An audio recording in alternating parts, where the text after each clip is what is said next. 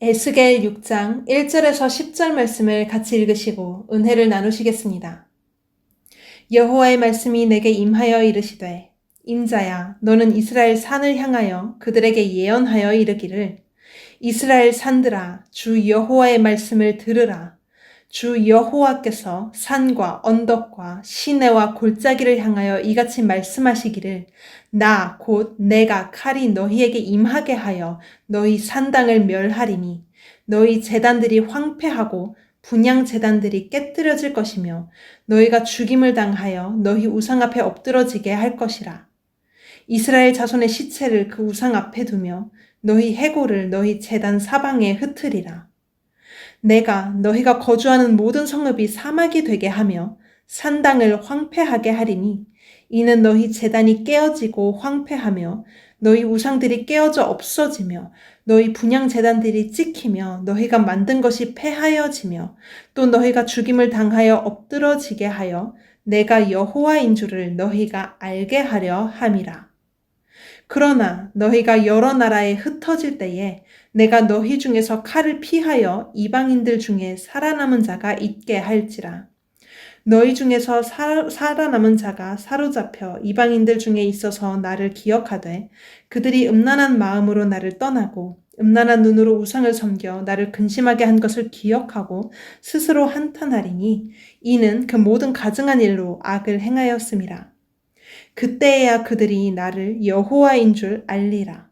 내가 이런 재앙을 그들에게 내리겠다 한 말이 헛되지 아니하니라. 아멘.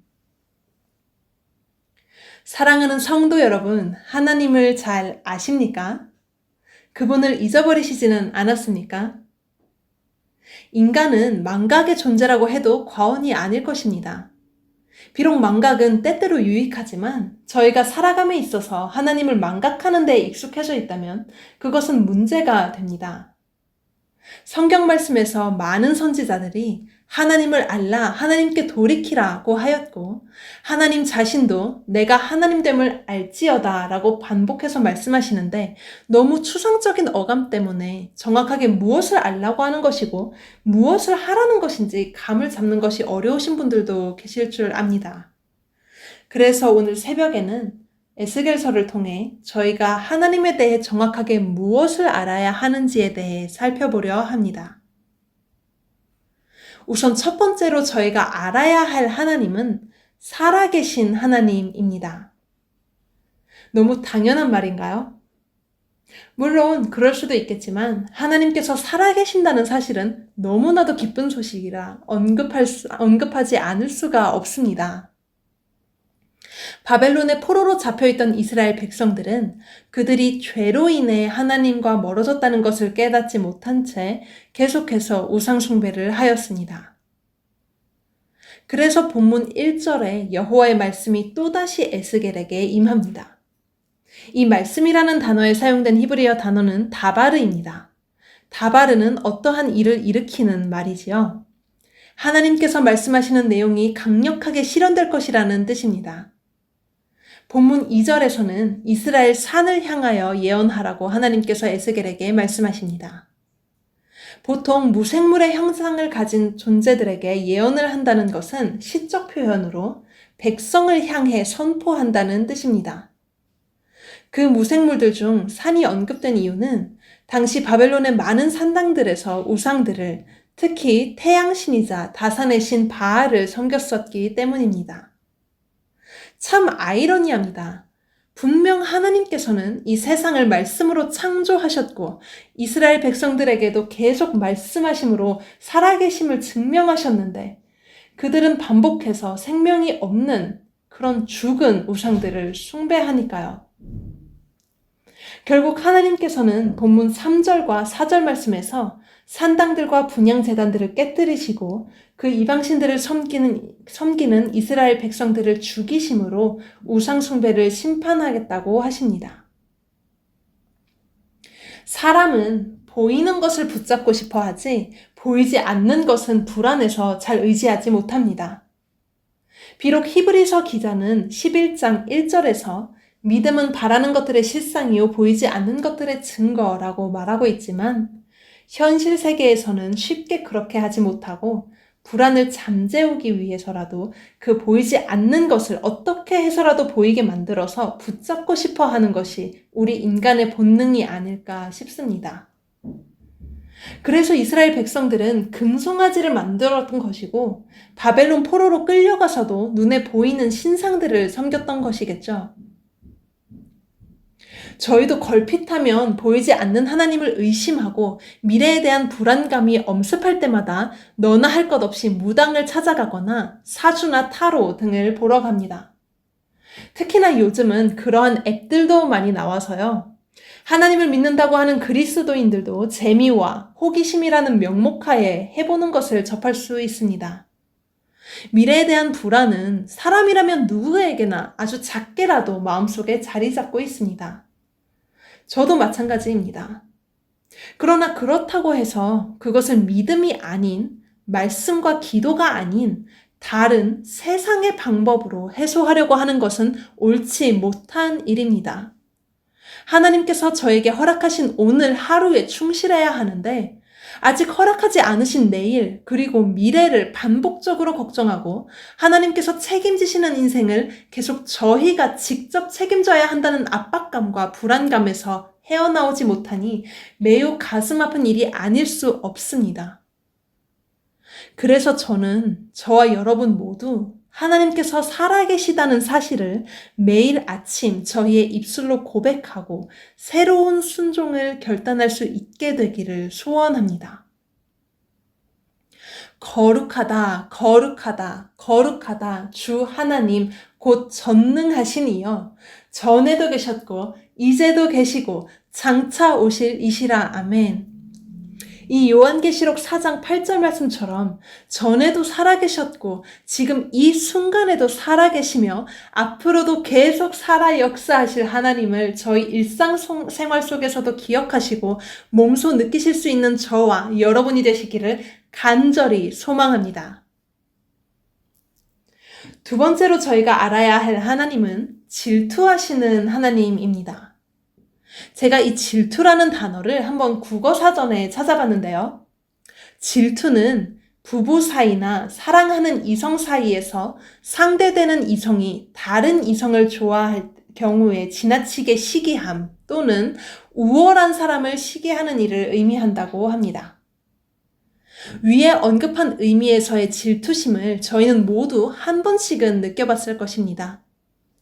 그러나 저희 모두 이미 알고 있듯이 갈라디아서 5장에서는 시기 질투하는 것들은 육체의 일이라고 나와 있습니다. 그런데 질투하시는 하나님이라니 조금 이상하지 않습니까? 출애굽기 20장 5절과 신명기 5장 9절 그리고 신명기 6장 15절에는 분명 나 내 하나님 여호와는 질투하는 하나님인즉 이라고 기록이 되어 있습니다. 그렇다면 하나님께서도 인간의 이러한 좋지 않은 감정에 사로잡혀 계시다는 뜻일까요? 오늘 본문 5절에서 7절 말씀을 보시면요. 이스라엘 자손의 해골을 제단 사방에 흩으시고 그들이 거주하는 모든 성읍이 사막이 되게 하실 것이며 산당을 황폐하게 하시고 우상들을 다 깨어져 없어지게 하실 것이라고 하나님께서는 경고하십니다. 이 구절들을 읽으면 저희가 질투심을 느낄 때 나올 법한 행동이랑 유사한 것 같다는 생각이 들 수 있습니다. 그러나 하나님께서 단순히 이러한 감정에 이끌리시고 마음을 다스리지 못하시는 분은 아니시죠. 사랑 그 자체이신 하나님께서 저희가 알고 있는 의미의 질투심을 가지실 리가 없습니다.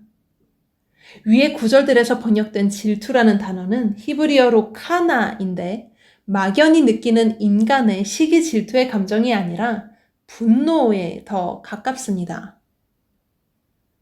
이스라엘 백성들이 창조자이신 하나님을 떠날 때 느끼시는 분노이죠.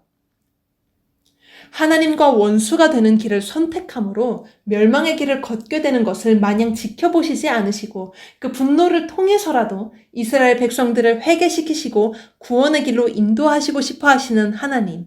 그런 의미에서 성경은 하나님을 질투의 하나님이라고 표현한 것입니다. 그리고 이러한 하나님의 거룩한 질투는 대표적으로 이스라엘 백성들이 우상 숭배를 할 때 나타납니다. 그럼 하나님을 믿는 사람이라면 우상숭배하지 말라는 계명에서 완전히 벗어난 것일까요? 우상숭배라는 것은 단순히 다른 신을 믿는다는 뜻만을 가지고 있지는 않습니다. 팀 켈러 목사님은 내가 만든 신이라는 책에서 하나님만이 주실 수 있는 것을 다른 데서 얻으려 하는 대상이 우상인 것이다. 예를 들어 야곱에게 라헬은 단순히 아내가 아니라 구세주였고 그렇기 때문에 라반의 속임수에 쉽게 넘어간 것이다 라고 말합니다. 이어서 그는 우리가 평소에 기쁨과 안식을 누리려고 하는 대상이 무엇인지 생각을 점검해 보는 것이 중요하고 그렇게 찾아낸 우상을 제거한 자리에 예수 그리스도의 사랑을 심어야 한다. 그래야 그 우상을 뿌리째 제거할 수 있다고 서술합니다. 우상숭배의 의미를 그렇게 넓게 본다면 저희는 예배드릴 때조차도 저희의 마음을 점검해 봐야 할 것입니다. 저희가 단순히 하나님을 도구 삼아 저희가 더 사랑하는 것들을 얻고 싶어서 그리고 저희의 기도 제목들을 하나님께서 들어주시기를 원할 때만 하나님을 만족시키기 위해 예배를 드리는 것은 아닌지 말입니다. 기억하십시오. 하나님께서는 막연하게 우리의 소원을 들어주시는 대상이 아니십니다. 기도를 들어주시면 최고의 신이셨다가 안 들어주시면 예배 받으실 자격이 없으신 분이 아니신 것입니다. 우리가 다른 많은 종교의 신들의 강점들과 약점들을 비교한 끝에 우리의 취향에 맞아서 하나님을 선택한 것이 아니라요. 우리를 지으신 하나님께서 우리를 선택하신 것이기 때문에 우리는 애초에 하나님의 소유이고 그분께서는 어떠한 순간에도 찬양받기 합당한 분이신 것입니다. 이 사실을 잊지 않으시는 저와 여러분이 되시기를 간절히 축복합니다. 마지막 세 번째로 저희가 알아야 할 하나님은 나타내시는 하나님입니다. 오늘 본문 8절에서 10절까지의 말씀에서 하나님께서는 칼을 피하여 이방인들 중에 살아남은 자가 있게 할 것이고 그 살아남은 자는 자신의 죄를 깨닫고 하나님이 여호와인 줄을 알게 하겠다고 말씀하십니다. 그들이 나를 여호와인 줄 알리라 라는 문장은 에스겔서에서 6장 10절, 13절, 14절 등 무려 65회나 반복됩니다. 그럼 하나님께서는 어떻게 자신을 나타내시는 것일까요? 우선 유한한 존재인 저희는 하나님께서 당신 스스로를 나타내지 않으시는 한 무한하신 그분을 알 길이 없습니다. 감사하게도 하나님께서는 자신을 알리시기 위해 저희들에게 나타내셨습니다. 첫 번째로 하나님께서는 자신을 자연을 통해 그리고 우리의 양심을 통해 나타내셨습니다. 일반 계시라고도 하는데요. 우주의 법칙과 자연의 질서 그리고 피조물을 통해 저희는 하나님의 존재에 대해 알 수 있습니다. 이는 하나님을 알만한 것이 그들 속에 보임이라 하나님께서 이를 그들에게 보이셨느니라. 창세로부터 그의 보이지 아니하는 것들 곧 그의 영원하신 능력과 신성이 그가 만드신 만물에 분명히 보여져 알려졌나니 그러므로 그들이 핑계하지 못할지니라 라고 로마서 1장 19절과 20절에도 기록되어 있지요.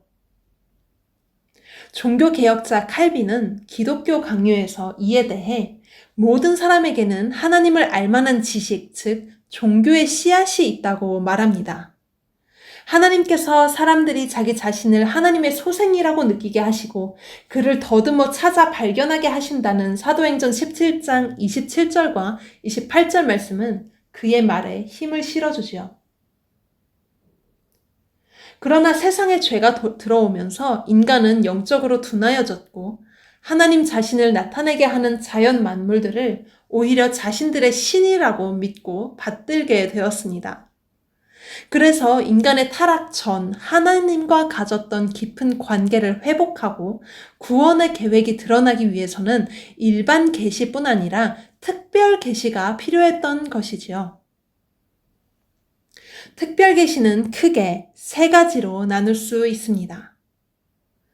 첫 번째로는 역사 속 현현으로 자신을 나타내셨습니다. 하나님의 임재는 그룹들 사이, 그리고 창세기 15장과 17장과 같이 불과 연기의 구름 속에서 나타났죠. 두 번째로는 직접적인 전달을 통해 꿈과 환상을 통해 자신을 나타내셨습니다. 세 번째로는 이적의 형태로 자신을 알리셨습니다. 이적들 중 가장 중심이 되는 이적은 성육신이죠. 요한복음 1장 14절, 말씀이 육신이 되어 우리 가운데 거하심에 우리가 그의 영광을 보니 아버지의 독생자의 영광이요 은혜와 진리가 충만하더라. 그리고 이사야 7장 14절에 기록된 임마누엘의 징조는 마태복음 1장 23절에서 하나님의 아들이신 예수님이 태어나심으로 성취됩니다. 하나님의 말씀인 성경 66권은 하나님의 완성된 특별 계시입니다. 디모데후서 3장 16절에 기록되어 있는 것처럼 성경은 하나님의 감동으로 된 것이고, 누가복음 24장 27절은 모세와 모든 선지자는 오실 예수에 대한 것을 글로 기록하였다고 말합니다. 이렇게 저희는 일반 계시와 특별 계시를 통해 하나님을 알 수 있는 것입니다. 아까 제가 오늘 본문에 나온 그들이 나를 여호와인 줄 알리라 라는 문장이 에스겔서에서 65회나 반복된다고 말씀드렸었죠. 하나님께서는 에스겔 1장 28절에서 에스겔 선지자에게 여호와의 영광의 형상의 모양을 환상을 통해 나타내심으로써 그분의 위엄과 거룩하심을 세상에 알리시기를 원하셨던 것입니다. 오늘 본문 말씀 8절에서 10절 말씀에 나와 있듯이 하나님과 등진 모든 사람을 멸하시는 대신 몇몇 사람들을 살려두셔서 돌이킬 기회를 주시고 그들로 하여금 여호와의 위엄과 거룩하심을 알게 하려 하신 것입니다.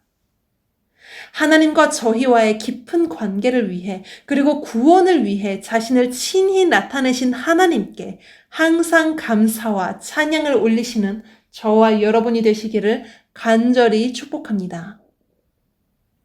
기도하시겠습니다. 살아계신 하나님 아버지, 오늘도 주님의 선하심으로 새벽을 깨움으로 예배를 드릴 수 있게 하심 감사드립니다. 오늘은 하나님을 안다는 것이 무엇인지에 대해 알아봤습니다. 저희 성도님들 모두 하나님께서 과거에도 살아계셨고 지금도 살아계시며 앞으로도 살아 역사하신다는 사실을 일상생활 속에서도 몸소 느끼실 수 있도록, 또한 하나님께서는 저희가 잘못된 길로 접어들면 그 거룩한 질투로 저희를 다시 돌이키신다는 것을 잊지 않게 하여 주시며, 하나님께서는 하나님 자신을 저희와의 관계 회복과 구원의 길을 열어주시기 위해 나타내셨다는 사실을 항상 기억할 수 있도록 인도해 주시옵소서. 예수님의 이름으로 기도드립니다. 아멘.